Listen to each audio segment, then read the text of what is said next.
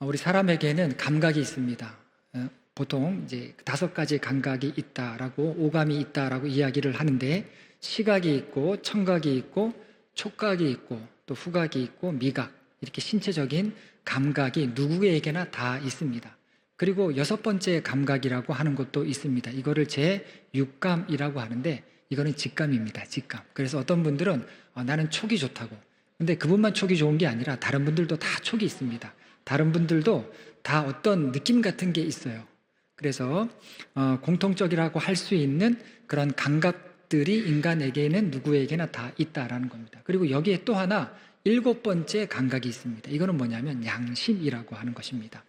그런데 이 양심은 조금 틀려요. 6번째 감각까지는 누구에게나 다 갖고 있는데, 7번째 감각 양심은 사람마다 조금씩 다를 수가 있습니다. 오감이나 직감처럼 어떤 사람이든지 다 갖고 있는 그런 양심 같은데 그렇지 않을 수도 있다라고 하는 것입니다. 왜냐하면 당연하다라고 하는 생각하는 일에, 우리 모두가 다 당연하게 여기는 그런 일에 어떤 사람은 당연함을 못 느껴요. 그렇게 느끼지 못하는 사람들이 있기 때문에 그러하다라는 겁니다. 우리가 되게 상식적으로 어린 자녀를 열어둔 아이의 부모라면 상당한 책임감을 갖고 자녀를 돌보는 일에 모든 것을 다 쏟지 않습니까? 그런데 그렇지 않을 수도 있죠. 또 한 나라를 이끌어가는 정치 지도자들을 우리가 볼 때 국민의 기대만큼 최선을 다할 것입니다. 그럴 것입니다. 그런데 그 반대에 섬뜩한 상상도 가능하다는 거예요. 양심을 저버린 듯한 모습이 있을 수가 있다라는 겁니다. 왜냐하면 여기에는 악함이 있기 때문에, 악이 작용하고 있기 때문에 그런 것입니다. 이 악이라고 하는 것은요, 사회적인 지위나 또 인종, 또 어떤 사람의 신체적인 특징, 이것과는 상관이 없이 이 악은요, 누구에게든지, 목회자라고 예외가 아닙니다. 누구든지 은밀하게 퍼져나가기 때문에 그렇습니다. 그렇기 때문에 하나님께서 선택한 사람일지라도, 그리고 하나님께서 선택한 백성이라 할지라도 믿음에 영원한 보증수표는 없는 거예요. 그래서 우리가 늘 하나님 편에 살아가는 삶이 무엇인가, 이것을 말씀을 통해서 늘 되새기면서 또 내 삶의 작은 일에서부터 결단하면서 정말 하나님 편에 살아가는 삶이 무엇인가, 믿음의 삶이 무엇인가를 돌아보지 않게 된다면 우리는 왕 대신 하나님을 예배할 수 없게 되는 것입니다. 우리가 계속해서 살펴보고 있는 사울의 인생이 그렇게 흘러가는 것을 보게 됩니다. 사울은 자기들을 위하여서 왕이 있어야 한다라고 하는 이 백성들의 요구에 응하신 하나님께서 세운 그런 왕이 사울 왕이었죠. 이스라엘 사람들은 최고의 사사였고 또 선지자였던 사무엘의 통치도 거부합니다. 이제 당신의 통치는 우리가 더 이상 필요하지 않습니다. 이제 우리에게도 이방 나라들처럼 우리에게 왕을 세울 수 있게 해 주십시오라고 애원을 했죠. 이제 그들은 그들의 소견에 따르는 지도자들을 얻게 되었던 겁니다. 그들의 소견에 따르는 지도자. 그래서 이 사울의 이야기에는 인간적인 비극적인, 인간의 비극적인 요소가 들어가 있는 것을 보게 됩니다. 왜 그렇습니까? 그들의 소견에 따르는 지도자였기 때문에. 이 성경 저자들은요, 하나님의 영에 감동되어서 성경을 기록했죠. 그래서 사무엘상 말씀을 이렇게 보더라도 사무엘상의 성경 저자가 일부러 사울을 그렇게 묘사한 것은 아닐 것입니다. 그런데 사울에게서 뭔가 이렇게 보여지는 것이 있는데, 그게 뭐냐면 실패의 성향들이 보여진다라는 겁니다. 문득, 물론 잘할 때도 있어요. 사울도 잘할 때가 있습니다. 그런데 문득 하나님께서 성경 저자를 통해서 어떤 성향, 실패의 성향들을 하나하나 그런 코드를 말씀 속에 심어 놓았다라는 겁니다. 그로써 우리로 하여금 교훈을 얻게 하는 그런 사무엘상 사울에 대한 말씀이 되었다라는 겁니다. 그래서 어쩌면 사울은요, 안타깝게도 우리에게 왕을 주소서라고 요구했던 이스라엘에 대한 하나님의 심판인지도 모르겠습니다.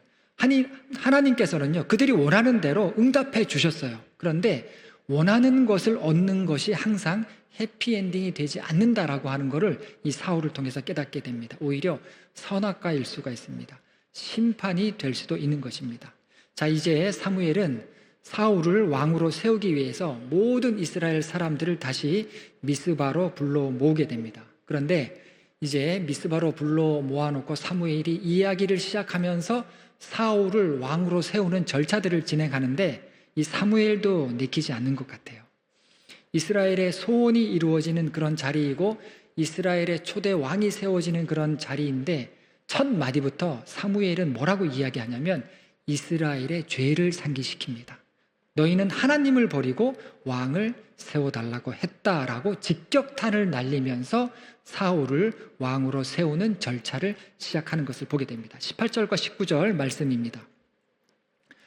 이스라엘 자손에게 이르되 이스라엘 하나님 여호와께서 이같이 말씀하시기를 내가 이스라엘을 애굽에서 인도하여 내고 너희를 애굽인의 손과 너희를 압제하는 모든 나라의 손에서 건져내었느니라 하셨거늘 너희는 너희를 모든 재난과 고통 중에서 친히 구원하여 내신 너희의 하나님을 오늘 버리고 이르기를 우리 위에 왕을 세우라 하는도다. 그런즉 이제 너희의 지파대로 1000명씩 여호와 앞에 나오라 하고.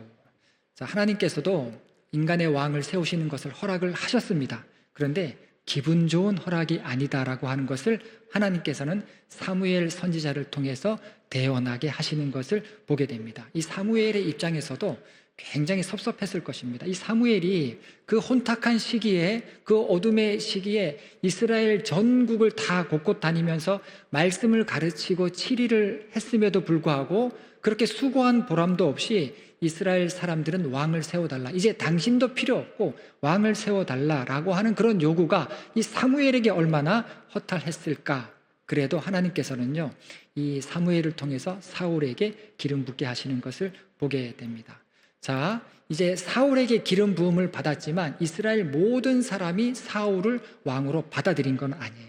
그래서 이 일이 하나님께서 하신 일이다라고 하는 그런 증표가 필요한데 사무엘은 제비 뽑기를 하게 됩니다. 하나님께서 하시는 일이다라고 하는 것을 확실하게 알게 하기 위해서 하나님께서는 사무엘을 통해서 제비를 뽑게 하셨던 것입니다. 구약 성경에 보면은요, 중요한 일을 결정할 때 이렇게 제비를 뽑게 합니다. 그래서 잠언 16장 33절 말씀 같은 경우를 보더라도 제비는 사람이 뽑으나 모든 일을 작정하기는 여호와께 있느니라 라고 하는 그런 말씀도 있죠. 구약시대 제비 뽑기 유형은요, 세 가지 유형이 있습니다. 첫 번째는 뭐냐면 계시의 제비라고 하는 것인데 이거는 일반 사람들은 못해요. 그리고 제사장들 중에서도 대제사장만 할 수 있는 것인데 대제사장은 이스라엘의 한 명입니다. 단 한 사람만 할 수 있는데 그게 뭐냐면 제사장이 이렇게 목사님들 가운처럼 대제사장이 입는 그런 특별한 옷들이 있는데 그 옷 위에 에봇이라고 하는 것을 가슴 흉패처럼 생긴 것이 있는데 에봇을 입습니다. 그게 에봇인데 이 에봇에는 12개의 보석이 박혀 있고 그리고 그 보석에는 12지파의 이름이 있고요. 그리고 그 에봇 가운데 주머니가 있습니다. 그 주머니 속에 우림과 둠빔이라고 하는 보석같이 생긴 돌이 2개가 있어요.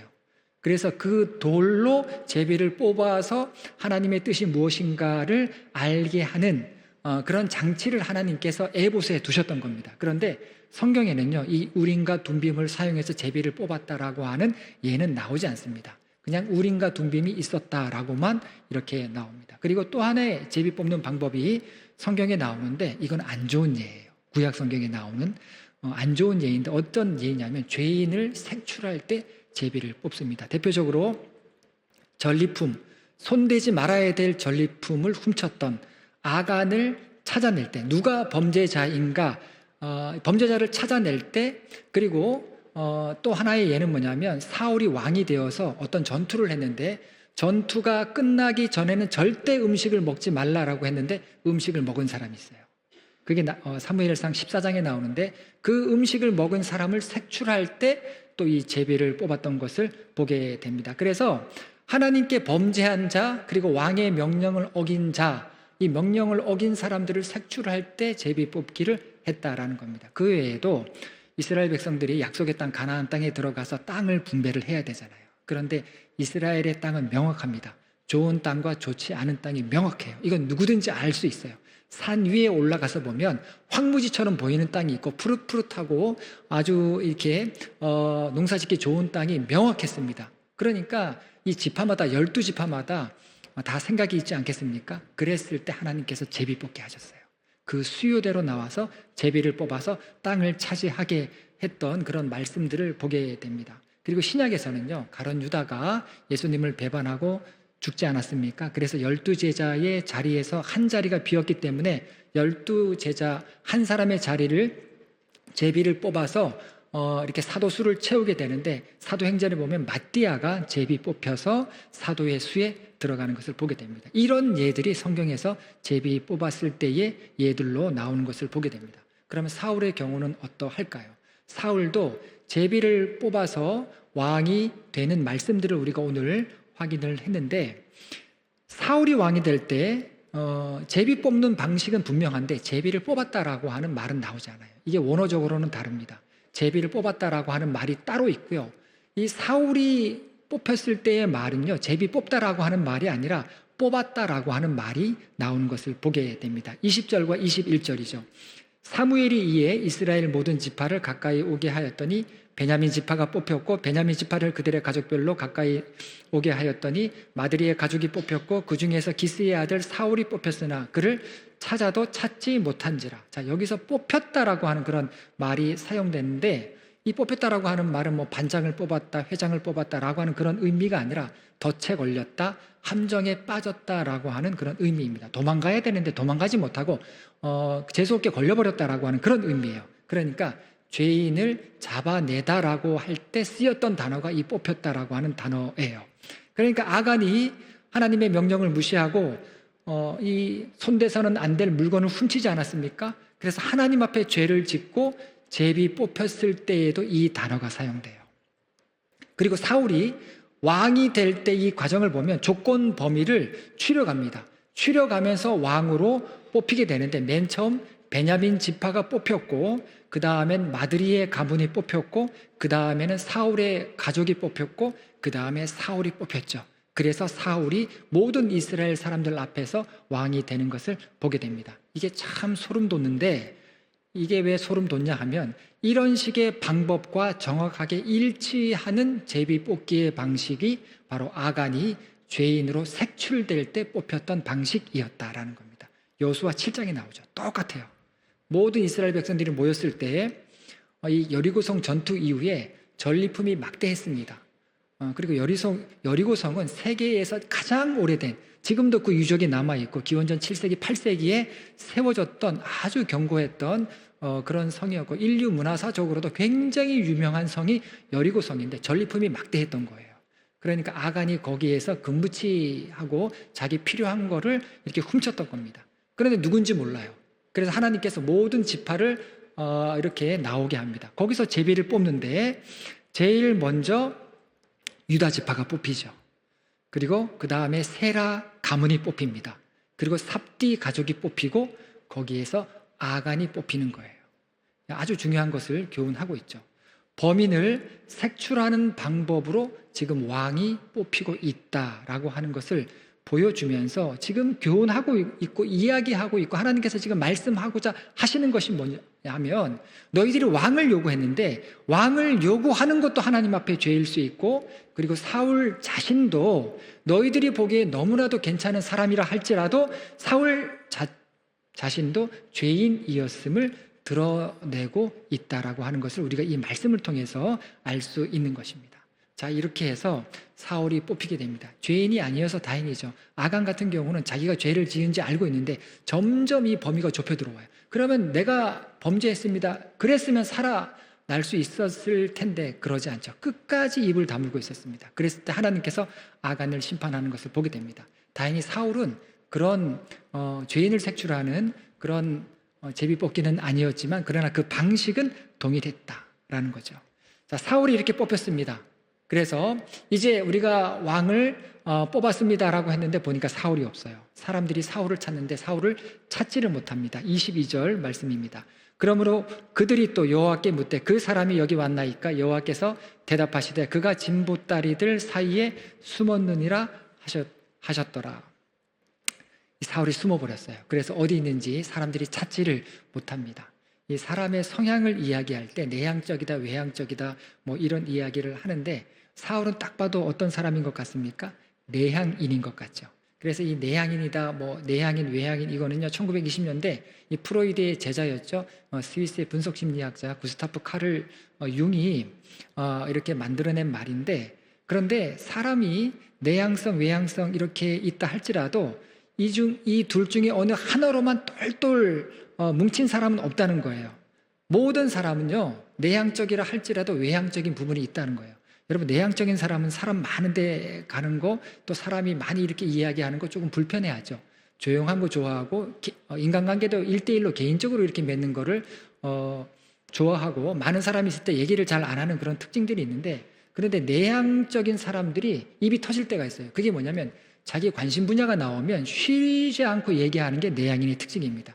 그러니까 내향인이라 할지라도 외향인의 성격을 가지고 있죠. 저도 사람 많은 데 있으면 얘기를 잘 못해요. 얘기를 재미있게 못하고, 제가 얘기했다가는 오히려 분위기가 이렇게 싸늘하게 죽는 그런 경험들이 많이 있기 때문에 얘기를 잘 안 하는데, 그런데 제 관심 분야가 나오면 저도 쉬지 않고 얘기를 한다는 겁니다. 그래서 이 내향적인 사람들의 특징이 있고 외향적인 사람들의 특징이 있는데, 사울은 내향적인 특징을 보이고 있는 것을 보게 됩니다. 그리고 사울이 기름 부음을 받은 이후에도 아무한테도 얘기 안 해요. 자기 삼촌한테도 얘기 안 하고 자기 종한테도 내가 기름 부음을 받았다라고 하는 사실을 얘기하지 않죠. 자, 그런데 내향적인 사람이라고 해서 리더가 못 되는 건 아닙니다. 세계적으로 성공한 사람들 중에 의외로 내향인들이 굉장히 많습니다. 영화 배우들 같은 경우도 내향인들이 굉장히 많습니다. 평소에는 사람 잘 안 만나요. 그런데 필름이 돌아가는 필름이 돌아가기 시작하면 사람이 확 변하죠. 확 변하면서 연기하는 사람들, 대표적으로 엠마 왓스 같은 사람도 내향인입니다. 그리고 페이스북의 창시자죠, 마크 주크버그 같은 사람도 내향적인 그런 사람이라고 합니다. 자, 중요한 건 이미 기름 부음을 받았고 제비 뽑기를 통해서 하나님의 계획을 확인했음에도 불구하고, 사울은 이제 하나님께서 세우신 이스라엘의 왕이다라고 하는 것이 공표됐음에도 불구하고 이 사울은 숨어 있었다라는 거, 사람들이 찾을 수 없었어요. 하나님께서 그가 어디 있는지 알려주신 후에야 사울을 찾게 됩니다. 겸손한 사람이라고 생각할 수 있고 부끄러움이 많은 사람이라고 생각할 수도 있는데, 모든 지파 대표들이 지금 다 나와 있는 자리이고 이미 기름 부음을 받았고 이미 사무엘을 통해서 너가 이스라엘의 왕이 되어야 한다, 이 시대를 이제 하나님의 말씀으로 이끌어가야 된다라고 하는 그런 고지를 들은 상태이고, 그리고 이스라엘의 첫 번째 왕을 세우는 아주 중요한 그런 자리인데 사울의 행동은 이해하기 어려운 부분이 있는 거예요. 여러분, 이것은 무엇을 의미합니까? 이것은 너희들이 왕을 세워달라고 해서 너희들이 좋아할 만한 사람을 하나님께서 그런 사람을 세우셨는데 보기에 완벽해 보이는 그런 사람이라 할지라도 얼마나 부족한가. 그리고 너희가 왕을 세워달라고 하는 것도 얼마나 지혜가 모자라는 일인가 하는 것을 사울이 숨은 이 사건을 통해서 우리는 이 해석을 해낼 수가 있다라는 것입니다. 너희가 세운 왕이 이런 사람이다. 너희가 원하는 왕들이 이 정도밖에 되지 않는 그런 사람이다라고 하는 것을 이 사울이 숨은 사건을 통해서 우리는 해석을 하게 되는 것입니다. 23절과 24절 말씀입니다. 그들이 달려가서 거기서 그를 데려오매 그가 백성 중에 서니 다른 사람보다 어깨 위만큼 컸더라. 사무엘이 모든 백성에게 이르되 너희는 여호와께서 택하신 자를 보느냐, 모든 백성 중에 짝할 리가 없느니라 하니 모든 백성이 왕의 만세를 외쳐 부르니라. 자, 결국 하나님께서 알려주셔서 사울을 데리고 오게 됩니다. 그리고 여기서 사람들에게 호감을 살 만한 외모가 한 번 더 언급되게 되죠. 다른 사람보다 어깨 위만큼 컸더라. 그리고 모든 백성 중에 짝할 리가 없다. 자, 성경에서는요, 이방인들의 외모에 대해서만 기록을 했다라고 제가 예전에 말씀을 드렸죠. 이방인들은 누구입니까? 이스라엘을 위협하는 사람들이에요. 그런데 그들의 키가 컸다, 그들이 장대했다라고 하는 이야기가 나오는데, 자, 사울에 대해서 성경에서 유일하게 사울의 외모를 언급하는데 이방인의 특징적인 부분을 지금 언급하고 있다라는 겁니다. 그가 이런 외모를 가졌다라고 하는 것이 나중에 이스라엘 사람들에게 어떤 영향을 미칠지 암시하고 있는 그런 부분인 것입니다. 자, 그리고 이 사울이 베냐민 지파라고 했는데, 자, 베냐민 지파라고 하는 것은요, 이것도 굉장히 의미가 있습니다. 왜냐하면 지파 간에 긴장을 해소시킬 수 있는 그런 지파가 베냐민 지파예요. 사울이 만일에 유다 지파에서 나왔다라고 한다면 유다 지파는 가장 큰 지파 2개 중에 한 지파인데 유다 지파와 에브라임 지파가 있는데 사울이 유다 지파였다라고 한다면 에브라임 지파는 가만히 있지 않겠죠. 그 반대도 마찬가지입니다. 사울이 에브라임 지파였다면 이 유다 지파가 또 가만히 있지 않았을 거예요. 또 지리적으로 루벤이나 므낫셋이나 갓 지파에서 왕이 나왔다라고 한다면 이 세 지파는요, 루벤과 므낫셋과 갓 지파는 이스라엘에도 땅을 갖고 있었지만 이스라엘이 아닌 이방 땅에도 땅을 받은 지파들이에요. 그러면 정통성에 문제가 생깁니다. 그래서 왕이 될 수가 없는 거예요. 그리고 납달리나 아셀이나 단 지파 같은 지파에서 왕이 나오게 되면 이 지파들은 변방에 북쪽 지역에 있었습니다. 그리고 서로 인접해 있었고 약한 지파들이었죠. 역시 다툼이 끊이지 않았을 것입니다. 그러니까 하나님께서 정치적으로도 이스라엘 12지파의 정치 역학적으로도 문제가 없고, 그리고 외모적으로 봤을 때에도 정말 누가 봐도 인물감이다라고 하는 사람을 왕으로 세웠는데, 그런데 하나님께서는 성경 저자를 통해서 이것이 얼마나 지혜 없는 행동이었고 이것이 얼마나 잘못될 수 있는지를 하나님께서는 성경 저자를 통해서 성경에 기록했다라는 것입니다. 하여튼 조건은 충족이 돼요. 베냐민 지파만한 사람이 없고 그 중에 사울은 누가 보더라도 인물감입니다. 그러나 왕은 사람들의 요구였죠. 따라서 사울은 죄악 가운데 살아가는, 불순종 가운데 살아가는 사람들의 욕망이 투영된 그런 왕이었을 수가 있다라는 것입니다. 거기 모인 사람들은 이 모든 이면의 일들을 깨닫지 못하고 사울을 보고 환호합니다. 이제 사울은 왕이 되었습니다. 자, 그래서 사무엘은 다시 한번 왕의 제도에 대해서 백성들에게 가르치죠. 25절 말씀입니다. 사무엘이 나라의 제도를 백성에게 말하고 책에 기록하여 여호와 앞에 두고 모든 백성을 각기 집으로 보내매. 자, 사무엘이 나라의 제도를 백성들에게 말했다라고 했는데 아마 추측하기는 이게 구체적으로 어떤 말씀인지는 모릅니다만 신명기 17장에 어떤 말씀이 나오냐면 하나님께서 이스라엘에게 왕이 언젠가는 세워질 것이다 라고 하는 것을 말씀을 하셨어요. 그러시면서 이스라엘의 왕은 이런 사람이 되어야 한다라고 하신 말씀이 있는데 아마 그 말씀을 가르쳤을 확률이 높습니다. 중요한 4가지를 하나님께서 말씀하셨는데 이스라엘의 왕은 첫 번째, 군마를 많이 두지 않는다. 군사력 때문에 오만해지거나 자기 과신을 하지 않게 하기 위해서 절대 군마를 많이 두지 말라. 두 번째는 아내를 많이 두지 말라. 향락을 경계하고 조심하라는 것이었고, 또 하나님의 힘을 의지해야지 솔로몬처럼 정략 결혼을 해서 동맹의 힘을 의지하지 않도록 하기 위해서 아내를 많이 두지 말라라고 이야기했습니다. 세 번째는 뭐냐면 은금을 많이 쌓아두지 마라. 이기적인 목적이 발동되면 어떻게 됩니까? 이 세금을 과중하게 걷고 백성을 압제하기 마련이죠. 그리고 사람이 재물이 많아지면 교만해지게 되어 있습니다. 자신의 부를 믿을 수밖에 없습니다. 그래서 이를 경계하면서 은금을 많이 쌓아두지 마라라고 말씀을 하셨고, 마지막으로 4번째는 뭐냐면 앞으로 이스라엘의 왕이 될 사람은 하나님의 말씀을 복사해서 등사본을 갖고 평생 그거를 자기 옆에 두고 읽어야 된다라고 말씀을 하셨습니다. 그렇게 하나님의 말씀을 읽을 때 하나님의 뜻을 알 수 있게 되고 그리고 바른 통치를 할 수 있기 때문에 그런 명령을 말씀하셨던 것입니다. 아마 사무엘이 나라의 제도를 이야기했다라고 했을 때 이런 부분들을 언급했을 것입니다. 자, 그런데 이렇게 하나님께서 사울을 왕으로 세워가시는데 하나님이 기름 부어서 세운 왕이라 할지라도 모두가 찬성하는 것은 아니었습니다. 27절 말씀입니다. 어떤 불량배는 이르되 이 사람이 어떻게 우리를 구원하겠느냐 하고 멸시하여 예물을 바치지 아니하였으나 그는 잠잠하였더라.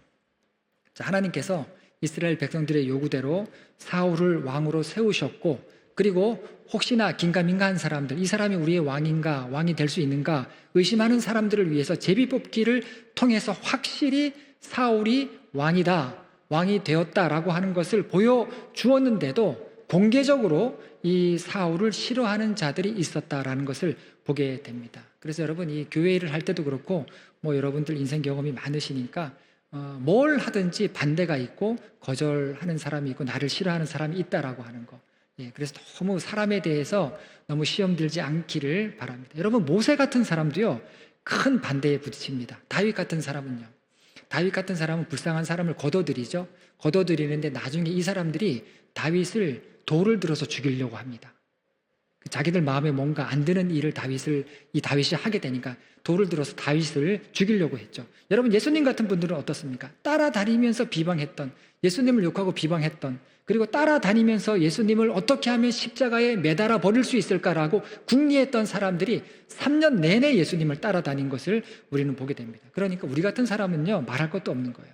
비난과 반대와 거절은 항상 감수해야 됩니다. 여러분, 이것 때문에 우리가 어떤 하나님의 일을 못해서는 안 되는 것이고요. 그리고 두려워할 필요도 없는 거예요. 여러분, 하나님의 뜻이 있으면은요, 하나님의 뜻이 분명하면 이 모든 비난과 거절과 반대를 뚫고 나가게 하세요.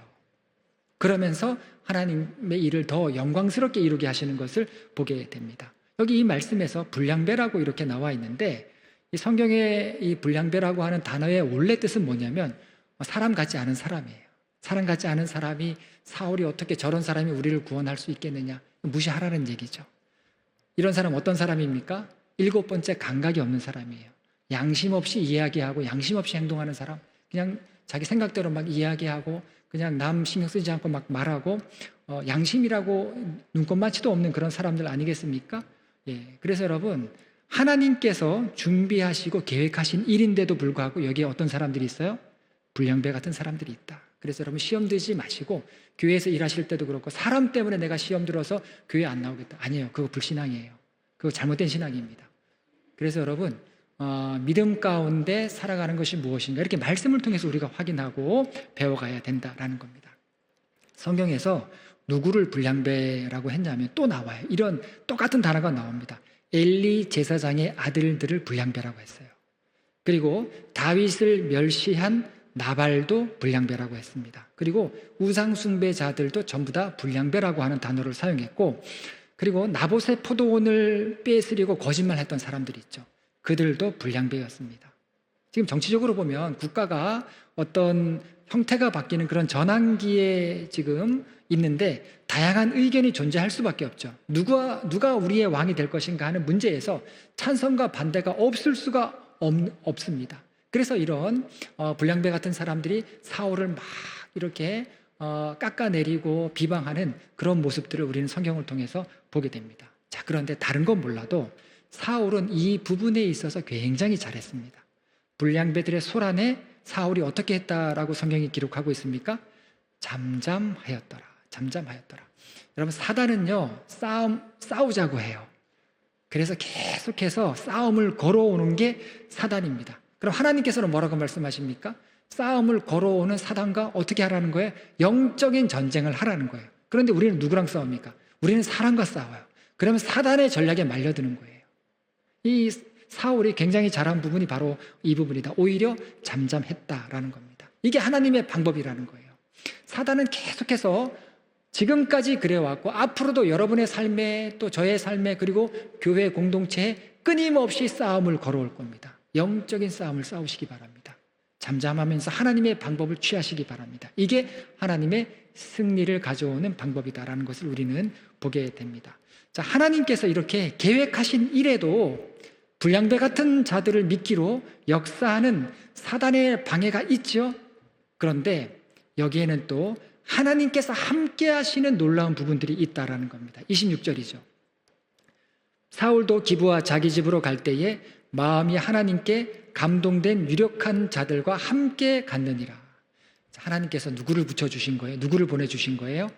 믿음의 사람들을 하나님께서 보내주셨다. 불량배 같은 사람들이 한 무리가 있어서 사울을 막 비방하는데, 그런데 그런 사울이 혼자 되지 않도록 하나님께서 사람을 딱 붙여주셨어요. 하나님께 감동된 유력한 자들이라고 했는데, 이 말씀의 의미는 뭐냐면 하나님께서 감동시킨 사람들, 그러니까 하나님께서 하시는 일을 보고 마음에 감동이 와갖고 사울 옆에 딱 붙어있는 사람들, 하나님께서 그런 사람들을 사울에게 보내주셨다라는 겁니다. 그러니까 하나님이 주신 마음으로 마음이 뜨거워졌어요. 그래서 자발적으로 사울 곁을 지켰던 그런 사람들입니다. 여러분, 이 사람들이 누구예요? 사울을 따르는 자들이 되었고 이제 군대가 생긴 겁니다. 군대가 생긴 거예요. 사울의 사명이 뭐라고 했습니까? 블레셋으로부터 이스라엘을 구원하는 것이 하나님께서 목적하신 사울의 사명인데, 그 사명을 이룰 수 있도록 하나님께서 이 믿음의 사람들을 사울에게 붙여주셨다라는 겁니다. 하나님께서 사울에게 천군만마를 보내주신 거예요. 여러분, 이렇게 교회를 해보면은요, 사역을 해보면 하나님께서 이렇게 사람을 보내주세요.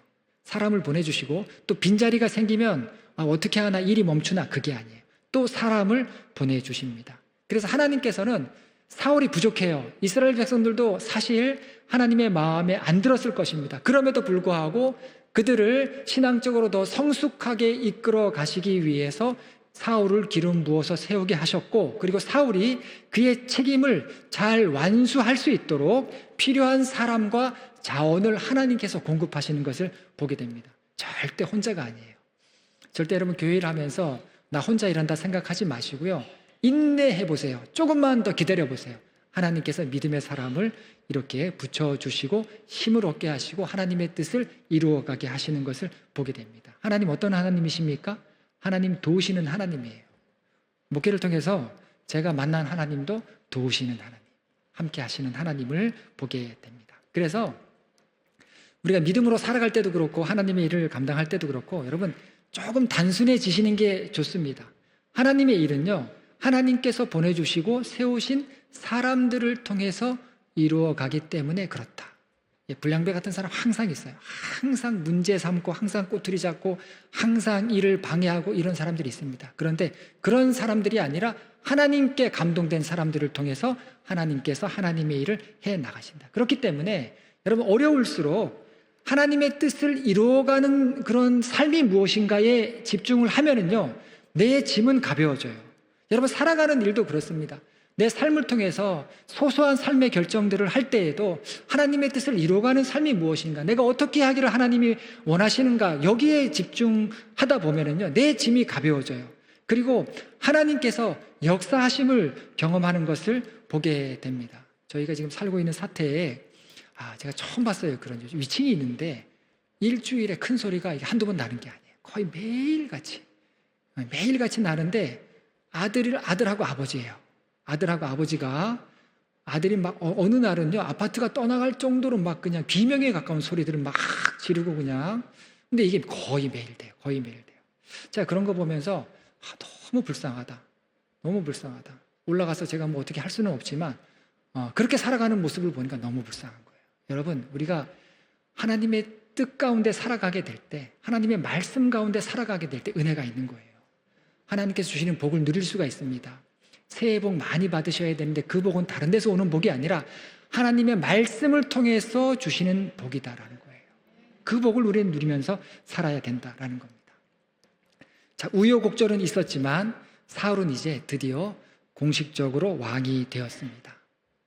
제가 어렸을 때 이제 그때도 이제 미디어가 많지 않고 이렇게 텔레비전은 다 있었던 것 같은데, 제가 어릴 때는 그래도 아주 어렸을 때 이렇게 영사기를 학교에서 이렇게 어디서 대여해 와갖고 영화를, 방공 영화 같은 거를 보여줄 때도 있었고, 또 마을 공터에다가 영사기를 설치해서 다 같이 이렇게 영화를 봤던 그런 기억이 있습니다. 그런데 여러 번 봤던 거예요. 여러 번 봐도 좋았습니다. 다 아는 그런 스토리였는데, 그러다 보니까 이제 무슨 뭐를 보여준다라고 하면 이제 거기 가서 이렇게 앉아서 그 영화를 볼 때 이 주인공이 막 위험에 처해지지 않습니까? 위험에 처해질 때마다 아이들하고 소리를 지르는 거예요. 주인공이 거기 가면 거기 나쁜 놈이 있는데 거기 가지 마, 거기 가면 안 돼, 막 그러면서 막 소리를 지르면서 애들하고 봤던 기억이 있습니다. 여러분, 사울의 이야기가 그런 거예요. 우리 사울의 이야기 다 알고 있죠. 사울의 마지막을 우리는 알고 있죠. 그래서 사울의 스토리 곳곳에서 하나님께서 안타까운 마음으로 그렇게 하면 안 된다라고 하는 거를 지금 곳곳의 말씀을 통해서 숨겨 놓으셨어요. 하나님께서 우리를 향해서 지금 말씀하고 계신 거예요. 이렇게 하면 저렇게 될 가능성이 있다라고 하는 거를 보여주는 대표적인 성경의 인물이 얘가 사울이에요. 하나님께서 사실 사울을 왕으로 세우시면서 우려하셨는데 기대도 하셨어요. 여러분, 우려는요, 성공의 발판이 될 수 있습니다. 그래서 또 다른 영적 성장의 기회가 될 수 있는데, 우려는요, 또 우려한 그대로 현실이 될 수 있어요. 영적 방종의 현실이 될 수도 있는 것입니다. 그렇기 때문에 지금 사울은 이제 왕이 됐어요. 그가 어떻게 하느냐에 따라서 이스라엘의 영적인 분위기가 달라질 수 있는데, 그 분기점에 지금 사울이 있는데, 마음을 다하는 것이 중요했고, 사람을 의지하는 것이 아니라 자기 지식과 자신을 의지했던 것이 아니라 하나님을 의지하면서 하나님 앞에 엎드리면서 왕으로서 통치를 해야 하는 게 중요했다라는 겁니다. 여러분, 우리 삶도 마찬가지예요. 우리 삶도 하나님 앞에 엎드리는 삶이 얼마나 중요한가. 내가 감당하기 어려운 그런 시험과 일들, 내가 정말 내 힘에 버거운 그런 일들을 믿음으로 어떻게 감당하면서 살아갈 것인가. 그 교훈을 우리는 사울을 통해서 깨닫게 되는 것입니다. 그래서 사울은 그렇다 치더라도 여러분, 우리는 지금 어떻게 하고 있는가? 나는 지금 무엇을 위해서 살아가고 있고 내 마음속에 무엇이 가득하고 나는 어디로 지금 가고 있는가? 오늘 우리 모두가 이 사울을 통해서 사울의 이야기를 대할 때마다 얻어야 되는 교훈인 줄로 믿습니다. 우리 중심이 어디 있는가? 이 말씀을 통해서 여러분 돌아보시고, 이제 2025년 다 지나갔습니다. 새해에 새로운 결단과 마음으로 하나님께 합한 여러분의 삶이 될 수 있게 되기를 간절히 바랍니다. 기도하시겠습니다. 하나님, 말씀으로 변화받게 하시고 우리가 이 세상 살아가는 동안 하나님을 의지하는 삶이 얼마나 귀하고 복된 것인지 우리 삶으로 드러날 수 있도록 함께하여 주시옵소서. 예수님의 이름으로 기도합니다. 아멘.